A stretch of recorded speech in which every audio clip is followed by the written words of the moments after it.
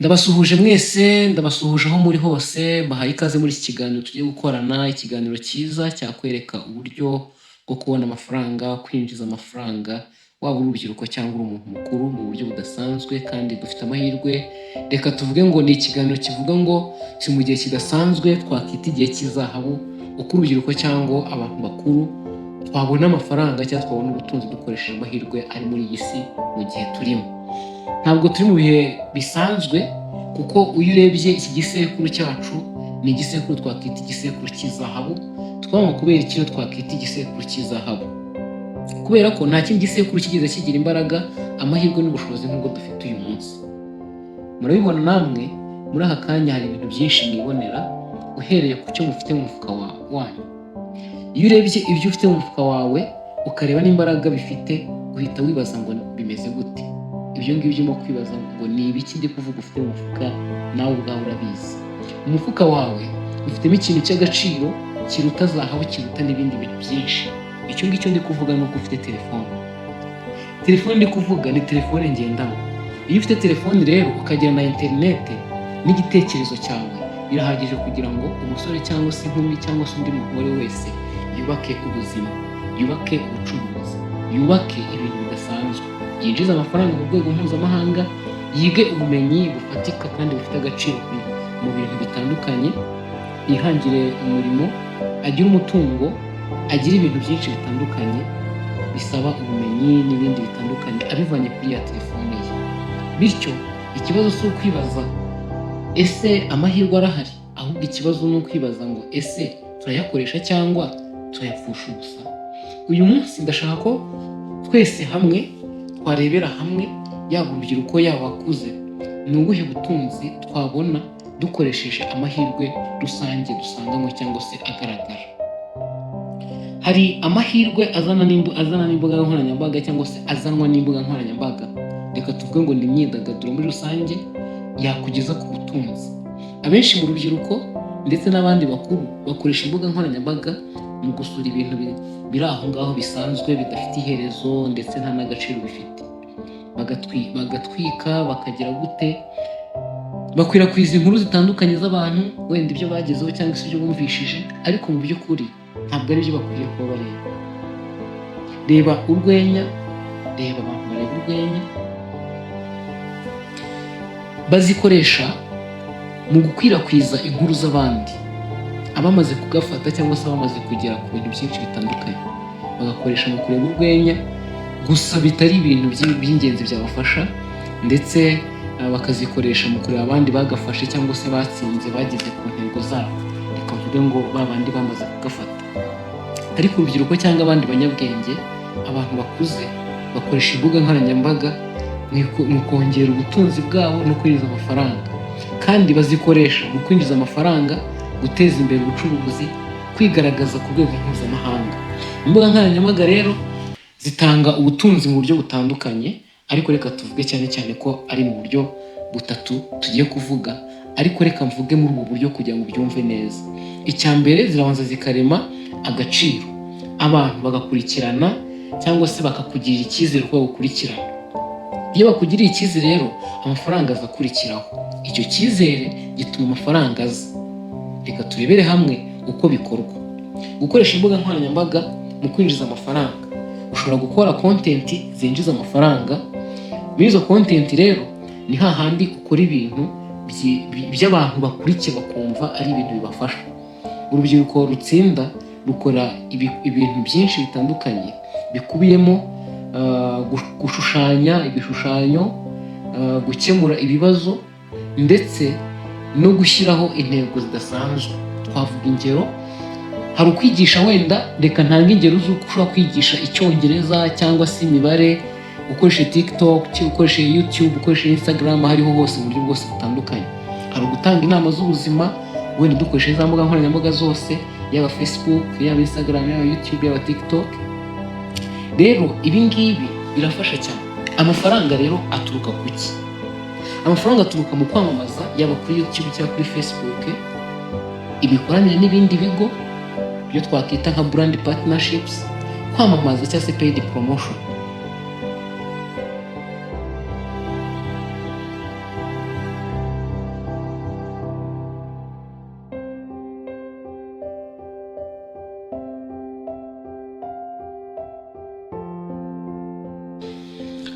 Amafaranga ashobora guturuka kandi ku nkunga n'abafatanyabikorwa babandi muri gukorana muri cya gihe. Reka mbabwire ino hamwe n'ingenzi cyane.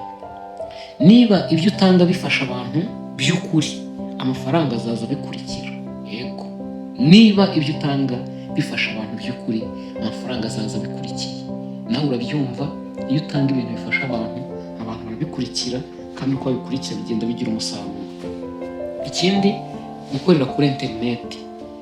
Muri iyi minsi y'ikoranabuhanga, urubyiruko cyangwa se abandi bafite ubwenge bwinshi, ntabwo bisaba yuko twirukanka inyuma y'akazi ahubwo ugashaka abantu cyangwa se kaza kabakurikiye. Bakora iki rero? Basangiza abandi ubumenyi bwabo, nko kwandika, gukora ibishushanyo graphic design, gutunganya amashusho, kwinjiza amakuru muri mudasobwa cyangwa se data entry. Bagashyira hanze ingero z'ibyo bakoze, bagatanga nimero zabo kuri WhatsApp cyangwa se kuri email cyangwa se ibindi bitandukanye kuri za mbuga nkoranyambaga bari gukoresha. Ubundi ibyo bigatuma abakiriya babandikira, bakabahamagara, bakababwira ngo ese mwadukorera kano kazi, kubera ko bamaze kubona koko ibyo byumva. Ibyo bihita rero bibyarira amafaranga babandi barimo kubikora. Ikindi, imbuga nkoranyambaga ni urubuga rw'ubucuruzi. Ibyo ngibyo rwose turabizi, abamaze iminsi bakoresha telefone murabizi ukuntu imbuga nkoranyambaga zirimo gufasha abantu. Si izo kwidagadura gusa rero, ahubwo ni televiziyo mpuzabantu cyangwa se mpuzamahanga y'abantu bose itishyura. Icyo ufite nakubwiye, icyo usabwa ni uko ufite interineti kandi niwo uyifite ubwawe.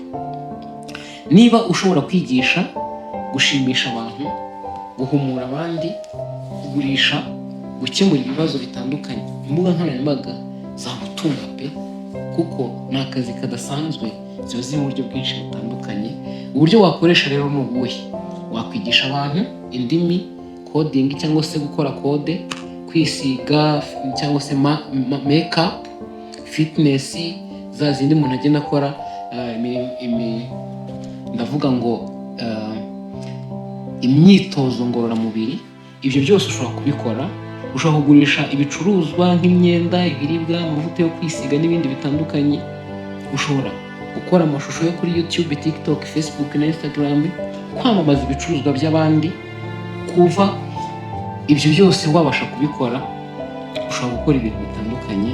Ushobora kuba umuvugizi w'ibigo, ushobora kuba icyo twakwita nk'umu-influencer. Ntukeneye abagukurikira benshi rero, ahubwo ukeneye guhozaho, kuko ihozaho nabo abantu benshi bagira bakaza. Gutanga agaciro kawe, imyitwarire yawe n'ikinyabupfura nabyo biragufasha. Ahangaha rero turavuga ihame ridasanzwe ririmo, ntukoreshe interineti gusa mu kureba bya bindi biri aho ngaho, uyikoreshe mu gukora.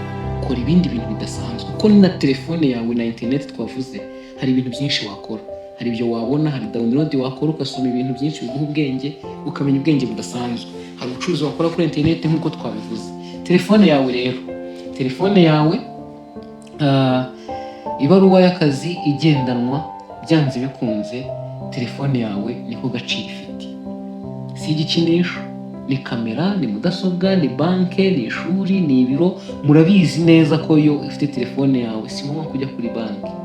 Ushobora gukina amafaranga cyangwa se kuyashyira kuri banki, ukabikora byose aho ngaho uri. Telefone rero yarabyoroheje. Ni ikoranabuhanga turimo, ni igihe cyiza cyo gutera imbere. Uburyo bwiza bwo kuyikoresha, ushobora kwakira abakiriya online, kwamamaza, ubucuruzi bushingiye kuri mobile money cyangwa se kuri freelancing, kwigisha kuri interineti cyangwa se kuri murandasi. Abenshi bavuga bati ntabwo rwose nta mafaranga mfite, nta gishoro mfite, ndi umushomeri. Ariko ufite telefone yawe, ufite ubwenge bwo kuyikoresha na interineti, nta mushomeri wundi. Icyo ni igishoro gihambaye. Rero isoko yo ku rwego rwo hejuru izana amafaranga ni telefone yawe. Reka mvuge ko kandi telefone uyifite uba uri ku isoko rwo ku rwego rw'isi. Ubu ntugomba kugira umukiriya hafi yawe. Isi yabaye isoko rimwe, cyangwa se yabaye nk'umudugudu. Ibyo ushaka urabikora kandi ukabikora aho uri hose. Ushobora kuvugana no gukorana n'umuntu uri muri Amerika kandi mukabona amafaranga mwese. Uburyo bwo kwinjiza mu rwego mpuzamahanga, nk'uko nabivugaga, harimo freelancing cyangwa se gukora imirimo itandukanye kuri mudasobwa cyangwa se kuri murandasi, kugurisha ibicuruzwa bya digital dropshipping, akazi ukorera kure cyangwa se remote work, kwigisha kuri internet. Ushobora kwicara mu cyumba cyawe ukinjiza amafaranga aturuka kuri murandasi avuye muri Amerika, Uburayi, Australia, Afurika na Aziya. Ubwo navuze ku migabane yose. Ubumenyi bwihariye butanga amafaranga vuba kurusha impamyabumenyi bugiye buhari, ndaje mbuvugeho, ariko ubanza ubimenye koko pe ko hari ubumenyi bwihariye butanga amafaranga vuba na vuba kurusha impamyabumenyi. Kwiga ni byiza, kubona diplome z'ikirenga ni byiza, ariko hari ubumenyi bwihariye, ibyo twakwita ubumenyi ngiro, byagufasha kubona amafaranga vuba.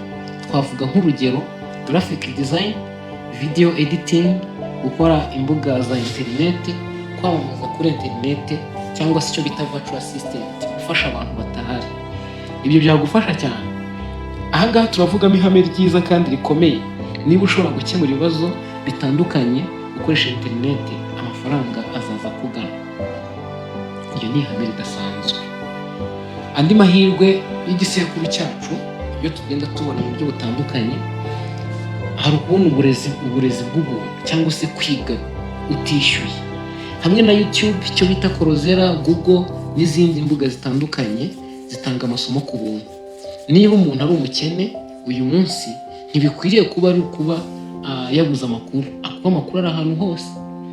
Rero ukurikiye za mbuga zose ushobora kwiga, ushobora kuvanaho amakuru yose, ubundi bikagufasha kwigaragaza mu kubaka izina, cyangwa se kubaka izina no kwigaragaza. Izina ryawe ni brand yawe, cyangwa se ni ikimenyetso cyawe. Uko ugaragara kuri interineti ni nka CV yawe urimo kubaka. Ariko nanone izina ryawe iyo uryubatse ni ngombwa yuko uririnda, kuko rishobora kwangirika akanya gatoya. So ikindi ni ubucuruzi no guha abantu udushya, cyangwa se guhanga udushya. Si ngombwa guhora ufite ibintu byinshi bidasanzwe, ahubwo ushobora gukora ibintu by'ingenzi ugateza imbere ibihari, ukabikora mu buryo bwiza bwa kinyamwuga, ugakemura ibibazo by'aho utuye, ndetse ugakoresha n'ikoranabuhanga mu buryo bwawe. Rero ibyo bintu bizagufasha mu guhanga udushya, cyangwa se mu gukora ubucuruzi bwawe. Ikindi kintu cy'ingenzi cyane, igihe ni umutungo ukomeye kurusha ibindi bintu byose. Igihe cyawe gikoresheje nabi, byanze bikunze ibintu birangira bitagenze neza. Rubyiruko, bantu mukuze, bantu bakuru, reka mbabwire ikintu gikomeye. Twibuke yuko igihe ni ikintu kidasanzwe. Iyo utakaje igihe, utakaje ubuzima. Ntabwo igihe ari amafaranga, ahubwo igihe ni ubuzima. Rero kugira ngo tugere ku butunzi bwa nyabwo, igihe gitakaye rero ntikigaruka. Turasaba kugira ngo turinde igihe cyacu, tugishakire amakuru iruhande, azarekera ikijya kubisenya, icyo ari cyo cyose.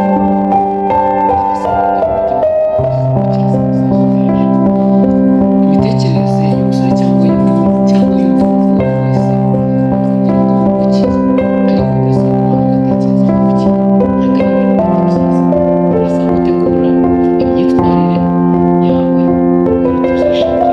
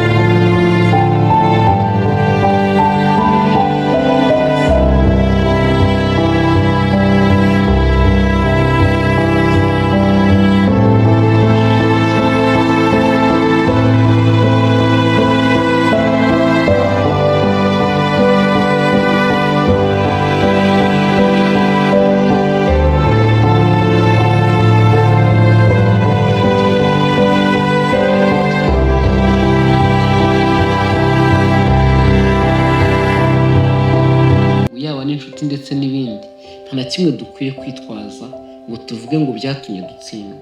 Oya, dufite amahirwe yo kuba turi mu kinyejana cyiza, aho ufata telefone ikakubyarira byose, ukayikoresha ibyo ushaka byose, ugakoresha imbuga nkoranyambaga, ugakoresha social media mu buryo budasanzwe butuma winjiza amafaranga. Itandukaniro hagati y'utsinda n'utsindwa ni uko ugerageza agakomeza ntahagarare ndetse ntanabivemo aratsinda, ariko ubivamo we nta ntsinzi aba ategereje. Kandi ibyo byose bigaragazwa n'uko tugomba kwirinda ubwoba. Koresha telefone yawe neza nk'ikintu kidasanzwe ufite mu ntoki zawe. Koresha imbuga nkoranyambaga nk'ahantu hadasanzwe hagiye kukwamamaza muri iyi si, hagiye kuguhereza iyindi sura, hagiye kukongerera agaciro, hagiye kugufasha kubaho. Niba wemeranya nanjye, jya muri komenti wandike yes, turemeranya. Ibyo ngibyo biba bihagije, kandi ndabizi yuko mukomeza kunkurikira. Niba mubisha ikiganiro cyabagufasha ndetse cyafasha n'abandi bantu muziranye, wakora share ndetse ugakora subscribe na like. Turabakunda cyane. Ciao.